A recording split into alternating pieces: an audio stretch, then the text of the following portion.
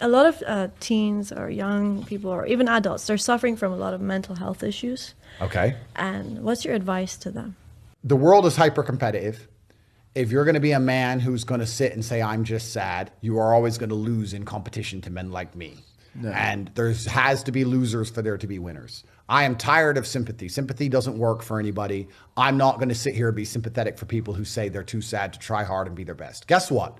Perhaps I was sad every time I did exactly what I was supposed to do and trained anyway. Perhaps I was afraid when I fought anyway. Perhaps I was tired when I worked anyway. This is how you get ahead in life. I don't have a fucking ounce of sympathy for these people who sit here and say, well, I feel this way, so I can't. Then don't do it. Stay down there. The winners are at the top, and the winners at the top don't give a shit about how they feel. We wake up and we perform regardless of how we feel day after day. So if I'm going to ignore my own feelings, I'm certainly not going to take into consideration anybody else's. Yeah. Why am I going to ignore how I feel and make sure I'm constantly performing regardless, flawlessly, and then sit and go, oh, but he doesn't feel good, so he's allowed to fuck up. No, you are not. You're not allowed to fuck up to your ancestors or to God or to yourself. You have to perform. This is what being a man is about. The baseline of masculinity is doing things you don't feel like doing. I can't comment on being a woman because I'm not one. But the baseline of masculinity as a whole is the thing that makes a good man a man is that he does what he doesn't want to do. He doesn't want to work and he works anyway. He doesn't want to go to war and he fights anyway. He doesn't want to get up, he gets up anyway. That's the whole point of it. We didn't want to die in the Titanic. Guess what happened?